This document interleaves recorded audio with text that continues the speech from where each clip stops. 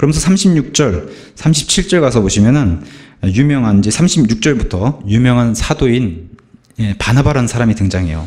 36절, 37절 제가 읽어드릴게요. 사도들이 키프로스 지방 출신의 요세라 하는 레위 사람에게 바나바라는 이름을 주었는데 그것을 번역하면 위로의 아들이란 뜻이라. 그가 땅이 있었으므로 그것을 팔아 그 돈을 가져다가 사도들의 발 앞에 두니라.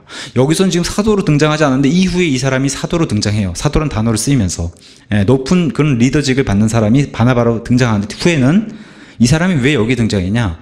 모범적인 사례로 보여주신 거예요. 성경이 모범적인 사례, 본으로 보여주신 거예요. 이 사람에 대해서. 이 사람은 하나님께 기쁨으로 드린 자라는 거예요. 기쁨으로 드린 자.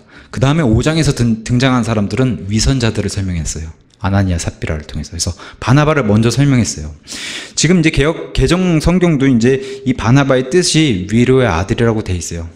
번역을 그렇게 이제 지금 고쳐놨어요. 근데 예전 개역 성경에는 이게 권위자로 돼 있어요. 권위자.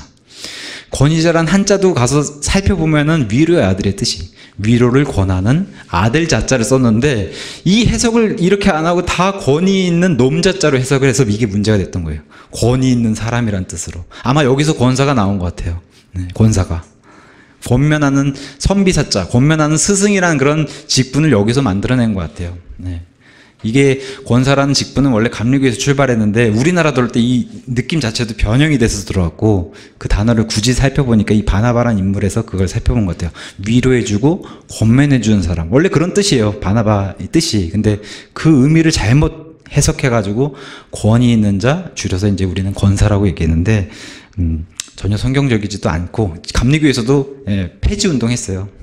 외국에 있는 감리교에서도 이 권사라는 직분 없앴어요. 근데 우리나라는 여전히 이제 유지하고 있습니다. 오히려 장로교에서는 이것을 여자에게 부여해가지고 더 문제가 됐죠. 지금까지도 고쳐지지도 않고 없앨 수도 없습니다. 이제는 우리는 그런 걸 성경에 있지 않기 때문에 안 믿는 겁니다. 우리는.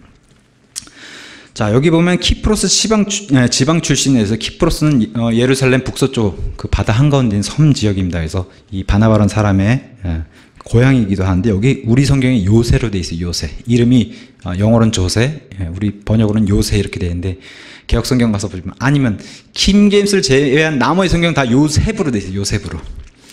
그래서 우리는 감사한 거예요. 어떤 성경이 진짜 진실을 말하고 있는가 너무 명확하게 쫙 갈려서 보여주니까. 다른 성경 아무리 다 요셉이라고 얘기해도 우리 성경이 조세라 그러면 조세인 겁니다. 우리는 그걸 믿는 거예요. 그래서 명확하게 이렇게 계속 알려주고 있기 때문에 이 세상에서 그런 성경을 찾아보라 했을 때 딱 한 번 등장하는 겁니다. 루시퍼란 단어, 십자가의 갈보리 언덕, 이런 거 다 킹제임스 성경에만 있는 단어들이에요. 이런 것들로 명확하게 보여주시는 거예요. 내가 진짜 보존한 성경책이 무엇인가를. 감사하게. 자, 이 사람은 너무 모범적으로 이런 사례로 등장해서 성경에 자발적으로 바쳐서 모범이 된 사람. 위로의 아들. 이 위로의 아들이 된 이유에 대해서 이 사람이 사람들을 너무 위로해주고 또 권면도 잘하니까 사도행전 11장 23절에는 이렇게 이 사람에 대해 설명해 놨어요. 22절에 그때 이 일들에 관한 소식이 예루살렘에 있던 교회의 귀에 들어가매 그들이 바나바를 보내며 그가 멀리 안디옥 이방인 교회 안디옥까지 가게 하니라. 그가 이르러 바나바가 이르러 하나님의 은혜를 보고 즐거워하며 그들 모두에게 권면한다. 이 사람 임무가 이런 거예요. 이 사람이 잘하는 게 권면하는 이런 일을 했다는 거예요. 권면하여 그들이 마음의 작정을 하게 하고 주께 붙어 있으라고 하니라. 그러니까 이 사람이 얘기를 하면은 야 그래 당신 때문에 내가 힘을 얻어. 이러한 역할을 했던 사람이 바나바. 그래서 제자들이 붙여준 이름이 바나바. 나바의 아들이라는 뜻이에요. 바나바. 나바의 아들. 그게 위로의 아들. 위로를 너무 잘하고 권면하니까 이 사람이. 24절에 이 바나바에 대해서 이렇게 설명했어요. 그는 선한 사람이요 성령님과 믿음이 충만한 사람이더라. 그래서 이 사람을 통해서 많은 사람들이 주께 더해졌더라. 아 심지어 사도 바울도 이 사람이 데려온 거예요. 처음에는. 얼마나 가서 사도 바울이 그 처음에 구원받고 제자들이 또 성도들이 자기를 거부하니까 예수님과 함께 아라비아 사막에서 3년을 보낸 뒤에 다시 고향에 가 있으니까 가서 사도 바울을 데려온 사람이 바나바예요. 얼마나 가서 위로를 잘해줬겠어 이 사람이. 그렇게 해서 정말 역사의 그런 사역의 길로 들여오게 한 사람이 바로 바나바였어요. 이런 사람이 이제 바나바다. 근데 이 바나바의 이 모범적인 사례를 보여주면서 지금 보면은 회중에 이런 부양하는 일, 사도팀들과 이 리더들이 이 회중, 그러니까 성도들을 부양하는 일에 이 헌금을 썼고, 또 사역자의 지원 헌금, 그 사역자들 지원하는 그 지원 헌금으로 교회에 이렇게 가져온 사례를 여기서 보여주고, 고린도전서 9장 6절에서 10절, 로마서 15장 26절, 사도행전 11장 29절에서 계속해서 성경이 반복해서 이렇게 보여주고 있습니다. 바나바는 이런 모범적인 사례로 보여주는 리더, 교회를 이끌어가는 그런 리더로 등장했는데, 리더만 되고 싶어하는 사람들의 악용한 사례가 바로 5장 1절부터 등장하는 아나니아 삽비라예요. 자기는 높아지고 싶어요. 그래서 뭐예요? 헌금한 척, 다 낸 척한 사람들이 등장하는 게 바로 아나니아 삽비라예요. 그러니까 교회 안에서 자기가 높아지려고 하는 사람들에 대한 하나님의 징계가 어마어마 엄격했어요. 아예 그냥 죽이셨기 때문에. 그러니까 어떤 사람들, 이 사람들이 이렇게 죽일 만한 행동이야. 그러니까 주석가들도 그래요. 이 사람들이 죽일 만한 행동을 당했다면 지금 매주마다 수백만 명이 죽어나갈 거라고. 근데 그 정도로 하나님은 엄격하게 이 기준을 세워놓으셨어요. 그러니까 이 기준에 우리도 다 들어가는 거예요. 설사 우리가 예를 들면은 오늘 10만 원 해야 되는데 뭐 제 딸아이가 우유 사달라고 해서 10,000원 빼고 90,000원만 해야지, 이랬으면 죽는 거예요. 원래는 사도행전의 뜻에 따르면 기준이 그렇게 저도 적용된다는 거예요. 그래도 안 죽이세요. 그죠? 안 죽이시니까 이걸 사람들이 악용하는 사례가 늘어나는 거예요. 그것을 누룩이라고 얘기하고 죄가 들어와서 자꾸 나도 10,000원 뺐어, 당신도 10,000원 빼도 돼, 이게 교회 안에 퍼지니까 강하게 기준을 잡아놓으시는 게 사도행전 5장이란 말이에요. 아나니아 삽비라를 통해서 하나님은 계산이 허투루 애누리 이런 게 없으신 분이에요. 정확한 기준을 세워두시고 거기에 미달된 것은 다 책망하실 분이에요. 저도 만약에 그런 사례가 있다면 책망받을 거예요. 물론 우리가 이해하기, 지금은 이런 일이 너무 비일비재하게 일어나니까 이게 과연 이렇게 죽을 일일까 하고 하나님은 오히려 물음표를 뜨게 만들지만 하나님이 오르신 거예요. 하나님의 거룩함에 훼손되는, 너에게 돈을 감춰둘 그럴 권리가 없었냐, 안 내도 됐는데 왜 굳이 낸다고 그래놓고서 속이냐고 하는, 가장 미워하신다는, 예수님이 이 땅에서 가장 미워하신다는 위선을 보였기 때문에 그런 척하는 것, 이걸 미워하기 때문에 그 기준을 이렇게 엄격하게 부여해 놓으신 거예요. 그걸 이제 오늘 1절부터 한번 살펴보겠습니다. 그러나 아나니아라고 하는 어떤 사람이 자기 아내 삽비라와 함께 소유를 함께 팔았어요. 그래서 그 값에서 얼마를 감췄는데 그의 아내도 이 일에 은밀에 관여하였더라. 그가 일부만 가져다가 사도들의 발 앞에 뒀다는 거예요. 이런 사람들에 대해서는 사도 바울은 이렇게 목회자, 자기 뒤를 이은 디모데에게 디모데전서 5장 20절 이렇게 얘기해요. 중요하게 이런 사건이 등장하면은 죄 짓는 자들을 모든 사람들 앞에서 꾸짖어서 다른 사람들도 두려워하게 하라. 디모데인 목회자에게 사도 바울이 이렇게 얘기했어요. 중대한 일이고 이런 일은 교회 목사로서 엄격하게 처리해야 된다고 사도 바울도 얘기했습니다.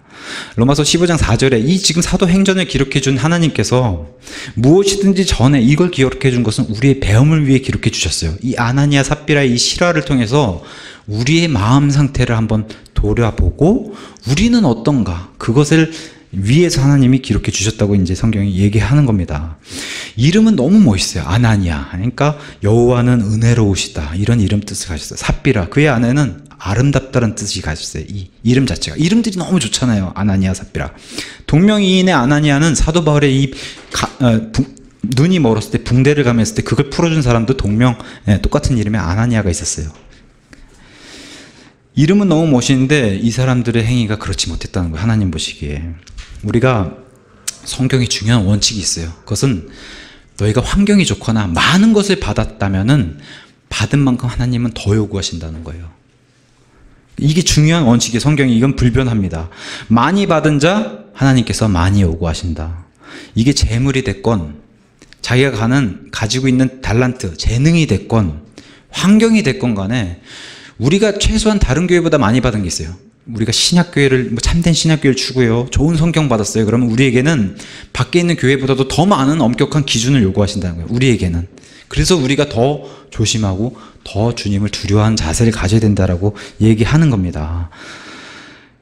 시편 2편 11절 아까 본 것처럼 주를 두려움으로 섬기고 떨림으로 기뻐하라. 그 말씀이 그래서 우리에게 작용을 하는 거예요. 우리는 바깥 사람들보다 더, 저 사람들은 저렇게 믿어도 돼? 맨날 우리가 그렇게 얘기하잖아요.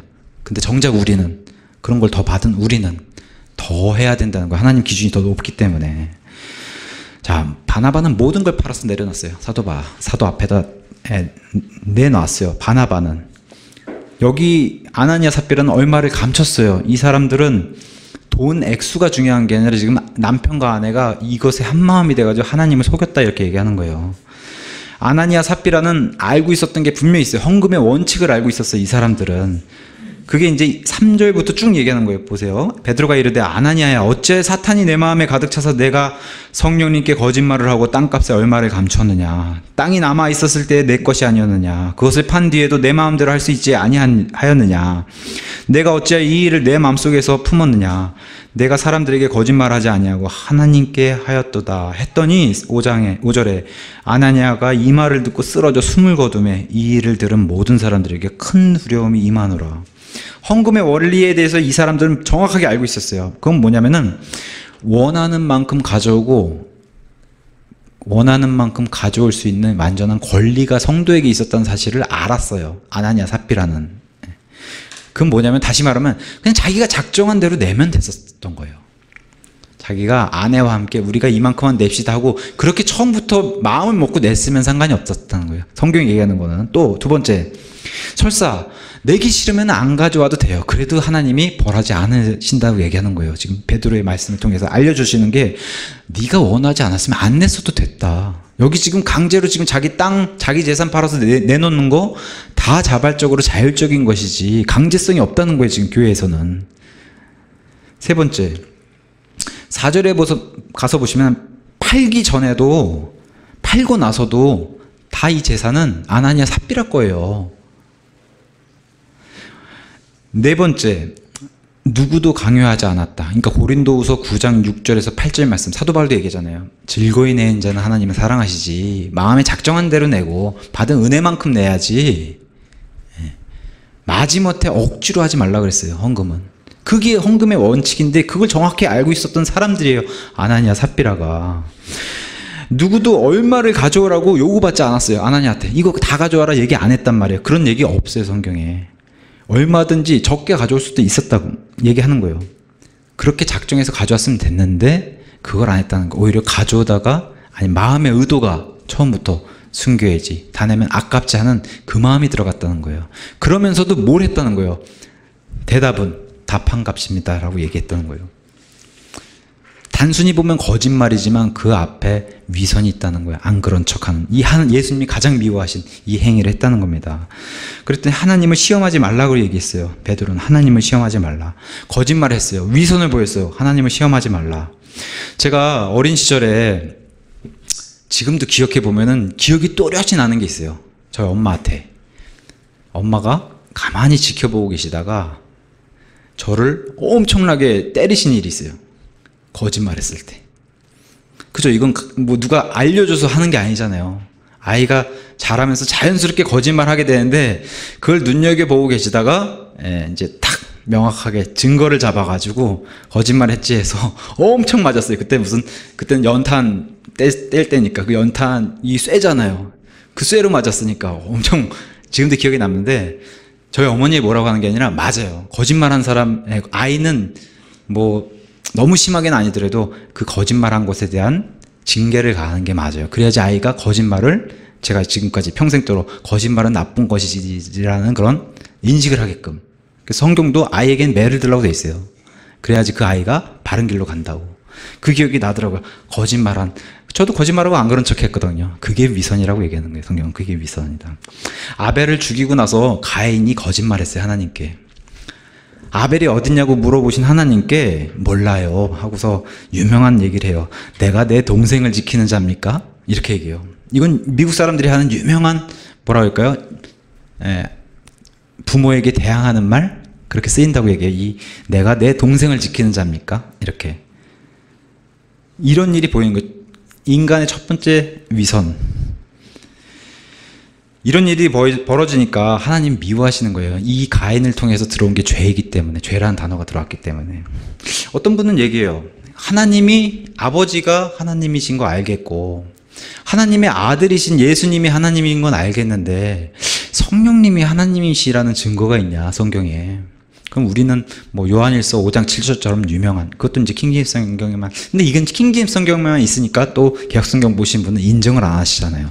근데 바로 사도행전 5장이 성령님이 하나님이라는 사실을 명확하게 얘기해 주는 거예요. 바로 3절에서 성령님께 거짓말을 했다고 얘기하고 4절 끝에 베드로가 하나님께, 그 거짓말이 하나님께 했다라고 설명을 하고 9절에서는 주의 영께 거짓말했다라고 얘기하는 거예요. 그러니까 성령님이 하나님이시며 주님이라는 사실을 사도행전 5장 본문에 쭉 얘기해 주세요. 이런 구절을 보여드리시면 돼요. 그래서 실제로 교회에서 성령님이 하나님이시라는 관련 구절이 있으니까 물어보신 분이 계셔서 제가 이제 오늘 말씀, 우리 교회는 아니고 인천에 있는 교회에서 누가 물어보시더라고요. 특히나 여기 이제 주의 영이라는 이 구절은 고린도후서 3장 17절이 더 자세하게 설명해 줘요. 자, 고린도후서 3장 17절 제가 읽어드리겠습니다. 이제 주님께서는 그 영이시다. 주님께서는 그 영이시니 주의 영이 계신 곳에 거기에 자유가 있느니라. 어디서 많이 들은 얘기 같잖아요. 진리가 너희를 자유롭게 하리라 하신 예수님 말씀. 너희에게 진리의 영이 들어가시면 진리를 알게 하시리라. 그 진리의 영이신 그 분을 성령님으로 예수님 계속해서 요한복음 14장, 15장, 16장 다 성령님에 대해서 예수님이 증언하시고 설명해 주셨어요. 바로 그 얘기를 여기 사도행전도 동일하게 하고 있고 고린도후서 3장 17절도 동일하게 얘기하고 있는 거예요. 은혜와 진리가 충만하게 해서 오신 분이 예수님이신데 요한복음 1장 14절 말씀, 이분이 설명해 주신 계속 그분, 진리와 관련되신 분, 그 성령님 바로 진리의 영이시다. 그분이 주의 영이시고 여기 사도행전 5장에 등장하신 성령님, 하나님, 주의 영이시다. 이렇게 되어 있습니다. 그래서 실질적으로 우리의 모든 것을 실행하시는 분이세요, 성령님은. 그래서 우리의 삼위일체, 나중에 이제 요한복음 나사로 부활 사건도 이제 살펴보겠지만 예수님 기도하시잖아요. 앞에서 제자들 보는 앞에서 일부러 제자들이 연약함을 알고 기도를 하셨다고 얘기해요. 앞에서 기도할 필요가 없는데 보여주신 거예요. 내가 기도를 하고 아버지가 하늘에서 들으시고 나사로를 실제로 일으키는 존재는 성령님이시더라고. 그래서 삼위일체가 움직이는 걸 보여주시는 거예요. 실행자라고 얘기해요, 우리 성령님은. 그래서 그 실행자가 우리 안에 계시다 이렇게 얘기하는 거예요, 성경. 우리 안에 계시다. 근데 그 안에 계신 분을 너희가 지금 슬프게 했다 이렇게 얘기하는 거예요. 성령님을 속였다. 이 마음에 다른 마음을 품어서. 지금 여기 아나니아 삽비라는 지금 성령님을 속였고 하나님을 속였어요. 예수님의 몸된 교회에 속한 사람들이고 성도들인데 이 사람들이 그러니까 초대교회가 탁 시작하자마자 생긴 슬픈 사건이라고 얘기하는 거예요. 그러면서 무서운 얘기를 해요. 사탄에게, 너희 마음에 사탄이 들어갔다라고 얘기해요. 그래서 사탄의 영향을 받을 수 있는가, 구원받은 사람. 왜냐면 여기서 죽은 사람들, 이렇게 주장한 사람들, 아나니아 삽비라는 구원받지 못한 사람들이 다 주장한 사람들이 너무 많아요. 이 사람들은 안 믿는 사람들이기 때문에 이렇게 숨기고 들어왔다라고 주장한 사람이 많아요. 죽었기 때문에. 근데 우리는 그렇게 믿지 않아요. 이 사람 구원받은 사람이고 교회 성도의 일원이에요. 예수님의 몸된 교회고. 그래서 우리가 사탄의 영향을 받을 수 있는가? 우리가 지금 구원받았다고 해서 즉시 막 천국으로 올라가지 않잖아요. 이 땅에 여전히 있기 때문에. 칭의 받고 난 이후 또 영화로운 몸을 입기 이전에 성화의 상태에 들어가는데 이 성화의 상태가 서로의 영역 싸움이라는 거예요. 죄의 문제에서 접근해 볼까요? 자, 칭의를 받았어요. 그럼 우리가 죄의 형벌에서 땅땅땅 쳐서 끝났어요, 판결이. 그게 죄의 형벌에서 면제를 받은 일을 칭의라고 얘기하는 거예요. 그러면은 여전히 그래도 죄가 우리를 다스리려고 해요. 파워 게임을 시작해요. 성화의 단계에서는 성령님이 이미 안에 들어와 계신데 죄도 자기 권능 아래 끌어들인단 말이에요. 근데 우리는 어떻게 해요? 성령님의 권능 안에 있어야지 자유롭고 우리가 평안함을 느낀다고 얘기하는 거예요, 성경은. 근데 어떻게 죄는 자꾸 자기의 권력, 파워 안으로 끌어들이려고 한다는 거예요. 지금 아나니아 삽비라가 들어간 게 바로 이 죄의 파워 안으로 들어갔다는 거예요. 나중에 영화로운 몸을 입고 있으면은 심한 표현으로 죄를 저지르고 싶어도 못 저질러요. 없으니까, 우리 안에 죄가. 그것을 죄의 존재 자체에서 이미, 지금은 죄가 존재하는데 우리가 같이 공존해 있기 때문에 이런 상황이 벌어져요. 그래서 성화가 힘든 거예요. 죄와 성과 악이 자꾸 대립하고 우리 안에 육신도 자꾸 대립하고 우리 안에 성령님의 이 파워의 안에 들어가 있는데도 옆에 있는 죄가 자꾸 자기 밑으로 굴복시키려고 하니까 이제 이게 성화가 힘든 거예요. 나중에 영화로운 몸 예수님께 가면은 죄를 저지르고 싶어도 못해요. 죄의 존재가 아예 박멸이 되었기 때문에 이렇게 단계가 나뉘는 거예요.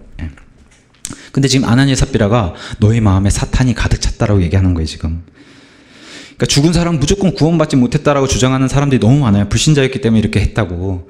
그러니까 헌금 잘 낸 사람 신자고, 헌금이 이렇게 뭐 심한 표현으로 뭐 꼽쳤다고 해야 되나요? 이렇게 뒤로 감춰서 이렇게 낸 사람들은 불신자여서 죽었다. 이런 사람들은 불신자다. 이렇게 교회에서 주장하는 사람들도 많은데, 구원받은 성도들도 사탄의 영향에 들어갑니다. 죄도 짓고, 그죠? 우리 다 죄 짓잖아요. 우리 믿는 사람이라고 죄 안 저질러요? 다 저질러요. 오늘도 교회 밖에 나가면 저질릴 거예요. 마음속으로도 그렇고. 그럼에도 하나님 보시기에 너희는 의인이라고 판결이 끝났다는 게 중요한 거예요. 예를 들어 보면은 예수님이 제자 2명을 놓고 봤을 때 베드로도 있고 가룟 유다도 있어요. 둘 다 사탄의 영향을 받았어요. 한 명은 구원받은 사람, 한 명은 구원받지 못한 사람을 등장해요. 베드로는 구원받은 사람이었음에도 사탄의 영향이 들어가고 사탄의 실제로 그 안에 들어갔다라고 예수님이 설명했어요. 그렇죠? 예수님이 내 교회를, 이 반석 위에 내 교회를 세우겠다 했을 때 베드로가 막았어요. 그랬더니 사탄아 나오라고 이렇게 예수님이 말씀하실 때 그때 베드로 안에 들어간 게 사탄의 영향이 들어갔던 것을 성경이 보여주고 있어요. 구원받은 사람이 사탄의 영향에 들어갈 수 없다. 자, 하나님의 형상으로 창조된 아담과 이브는 죄가 없는 사람들이었어요. 처음에. 그죠? 100% 구원받은 사람들이었어요. 이 사람들. 근데 영향을 받았어요? 안 받았어요? 사탄이 와서 유혹하니까 바로 영향받았어요. 그걸 잘 보여주는 거예요. 성경이. 그래서 제가 오전에도 말씀드렸다시피 이 첫 이브를 속이듯이 예수님의 교회 신부인 우리 교회도 자꾸 유혹한다는 거예요. 죄의 영향 밑으로 끌어들이려고 죄가. 그렇게 얘기하는 거예요. 네. 그래서 똑같은 교회도 고린도 교회도 마찬가지예요. 똑같이 믿었는데 고린도후서 11장 2절과 4절에서 나오는 것처럼 쭉 얘기하다 보니까 이단인 거예요. 옆에 사람이. 왜 그래요? 이 사람은 쭉 예수님 얘기하다 보니까 다른 예수를 얘기하고 있고 더 교제하다 보니까 다른 영을 가지고 있고 더 교제하다 보니까 다른 복음을 가지고 있다. 이렇게 얘기하는 거예요. 이런 걸 조심하라고. 예수란 단어 쓰고 뭐 복음이라는 단어 쓴다 해서 다 같은 게 아니다. 그래서 그 영을 시험해 보라고 얘기하는 겁니다. 광야로 가서 보시면은 우리가 이집트에서 탈출한 것을 구원받았다고 얘기하는 거예요. 상징성이. 그리고 진짜 구원받은 겁니다. 그 사람들은. 이집트가 상징하고 있는 것은 죄, 세상이에요. 거길로부터 나왔는데 탈출했어요. 애굽 탈출했어요. 구원받았어요. 근데 이 사람들 광야에서 보여준 모습이 자꾸 되돌아가고, 그죠? 죄와 세상을 동경하는 그런 모습을 보여주는 거예요. 죄의 영향 안으로 들어갑니까? 안 들어갑니까? 들어가요. 심지어 모세와 아론도 이 죄의 영향 밑으로 들어가서 하나님을 시험하는 그런 일이 벌어져가지고 가나안 땅에 못 들어갔어요. 가나안 땅이 천국이 아닙니다. 가나안 땅이 천국이라고 하면은 모세도 못 들어간 거예요. 모세는 계시록에 가서 보시면은 중요한 두 증인 중에 한 명으로 등장해요. 부활의 예표로. 휴거의 예표는 엘리야가 오고 부활의 예표는 모세가 등장하는데 모세가 만약에 구원받지 못한 사람이었으면 왜 계시록에 등장하고 왜 예수님과 함께 변화산에 등장하겠어요. 근데 그 모세도 하나님을 대적하는 죄의 영향 아래 들어간 일 때문에 가나안 땅에 못 들어갔어요. 이런 걸 기억해 봤을 때 성도도 얼마든지 죄의 영향에 그렇게 훌륭한 모세도 받았어요. 이런 것을 기억해야 돼요. 그러니까 아나니아 삽비라가 구원받지 못한 사람이라 아니라는 거예요. 구원받은 성도임에도 이렇게 했기 때문에 하나님이 질서를 잡으시려고 엄격하게 기준을 부여하신 겁니다. 2절에 아내도 감추었다고 얘기했어요. 아내도 음일이 관녀이고. 그래서 우리 유명한 여리고성 정복 일기가 있어요. 여호수아기에 가서 보시면은 거기서 아간이란 사람이 여리고성 물건들은 다 태우고 없애버리라 그랬어요. 하나님의 금, 은, 이런 놋, 이런 것만 주님의 그 성막으로 가져가고 나머지 물건들은 다 태워버리라 그랬어요. 근데 그 물건이 탐나가지고 감춰둔 사람이 있었어요. 그게 아간이라는 사람. 이 사람 때문에 이스라엘이 자꾸 전쟁에도 졌어요. 그런 은밀히 감추는 일. 감추고 안 가진 척 했거든요. 아간도. 나중에 찾아보면 왜 이렇게 전쟁이 자꾸 지는 원인을 찾아보니까 이 아간이라는 사람이 물건을 훔친 일로 드러나게 되는데 이런 것들이 위선이라는 거예요. 훔쳐놓고 안 훔친 척. 빼고서 다 낸 척. 이걸 하나님 미워하시는 거예요, 지금. 매튜엔니는 이 사람들에서 이렇게 얘기했어요. 이 일들은 땅을 팔기 전부터 의도적으로 계획하고 합의한 일이다. 이 아나니아 삽비라가, 이 부부가. 그래서 그 속중심을 보시잖아요, 하나님은. 그래서 그 속중심을 들여다보니까 이 사람들 동기가, 목적이 불순했다. 이걸 보신 거란 말이에요, 하나님은. 또한 바나바처럼 높여지고 싶었어요. 바나바는 실제로 사도인 사람이 됐으니까, 바나바는. 그래서 바나바처럼 높여지려고 종교적인 위선을 보인 사람. 그래서 하나님이 심판을 받았다. 자기를 높이려고 한 사람은 이렇게 끌어내리신다는 거예요, 하나님이. 그리고 스스로 낮아지는 사람들은, 바나바는 그걸 보여준 거예요. 자신을 스스로 낮게 겸손한 사람이었는데, 그러다 보니까 주변에서 세움받은 이런 사람만 등장하는 게 바나바였어요. 그래서 극명하게 이렇게 바나바와 아나니아 삽비라는 극명하게 이렇게 모델로 등장하는 거예요. 신약시대 신약교회에. 사람은 마음을 살필 수 없어요. 아무리 베드로라고 해도. 근데 베드로를 통해서 하나님이 알려주셨잖아요, 베드로에게. 저 사람들은 속이고 있다, 위선을 보이고 있다. 그걸 계시해 주신 거예요, 베드로에게. 그 사도의 권위 자체를 여기서 성경이 증명해 보이고 있어요. 하나님을 대표하는 자, 하나님의 대리자. 그게 사도들이라는 겁니다. 그리고 또한 교회는 성령 하나님이 들어오셔가지고 친히 임재하셔서 통치하시는 기관이라는 거예요. 지금 그걸 여기에 지금 누룩이 들어오고 있으니까 정확하게 잘라서 이걸 치워버리신 일을 하나님 보여주신 거예요. 용납할 수 없다고. 베드로는 나중에 이렇게 책망해요. 베드로전서 5장 9절에 이런 일들에 대해서. 믿음에 굳게 서서 그를 대적하라. 여기가 그가 사탄이에요. 그를 대적하라. 세상에 있는 너희 형제들도 동일한 고난을 겪는 줄 너희가 아느니라. 그러니까 사탄을 대적해야 되는 것은 성도의 본인의 의무라는 거예요. 위선이 문제라는 거예요. 동기부터 잘못됐다는 거예요, 이 사람들은. 예수님이 가장 공생의 기간에 미워했던 게 바로 이 아나니아 삽비라처럼 종교인들이었어요. 이 사람들은 아예 구원받지도 못한 사람들로 등장해요. 예수님 책망받은. 마태복음 6장에서 등장한 위선자들은 기도할 때 항상 사람들 앞에서 기도했다 그래요. 이거 하지 말라고 예수님이 강하게 경고했어요.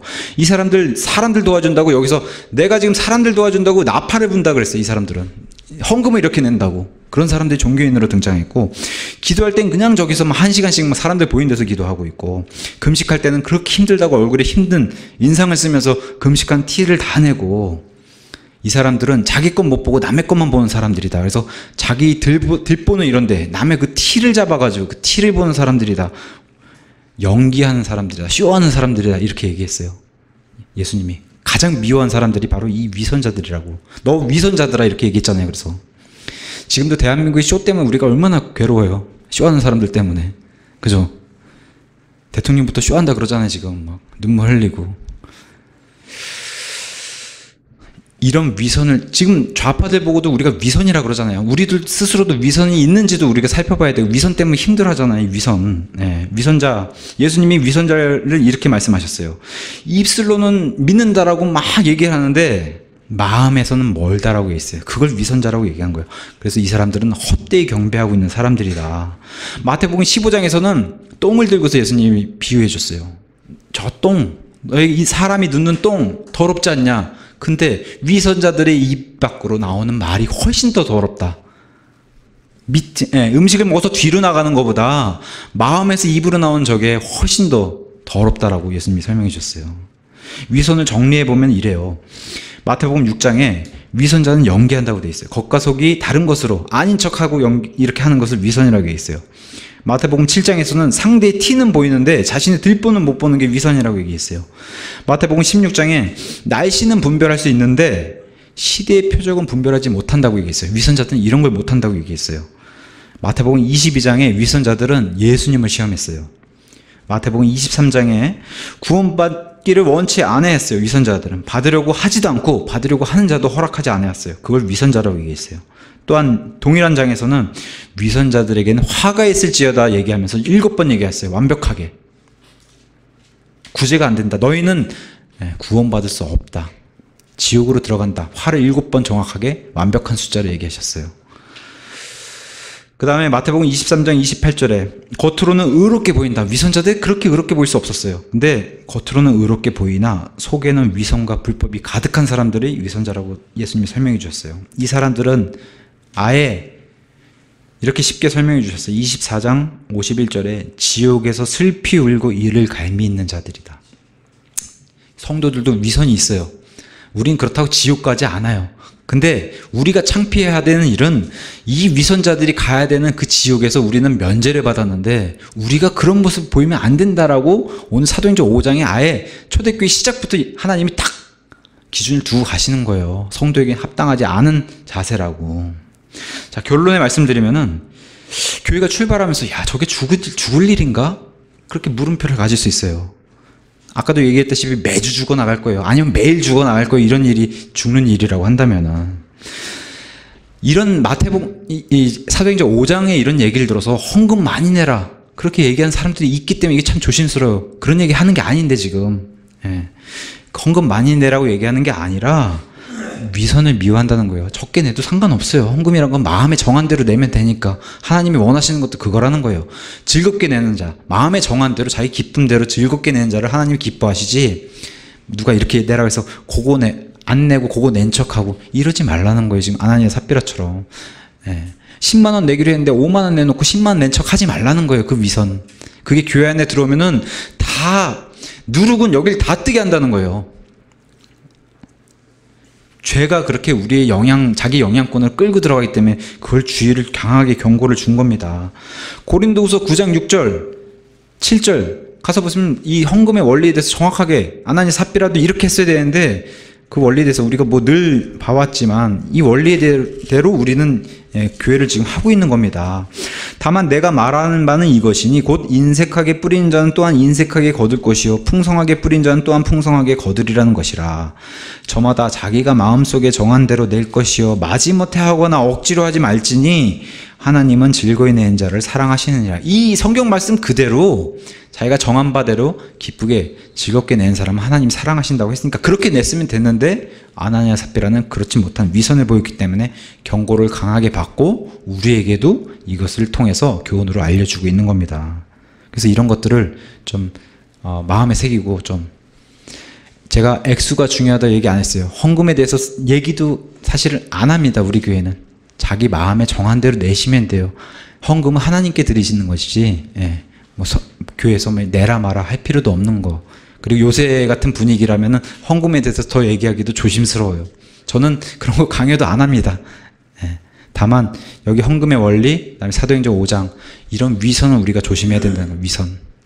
이런 것들을 좀 마음에 새기고 기억하면 좋을 것 같습니다. 여기까지 하고 마치겠습니다.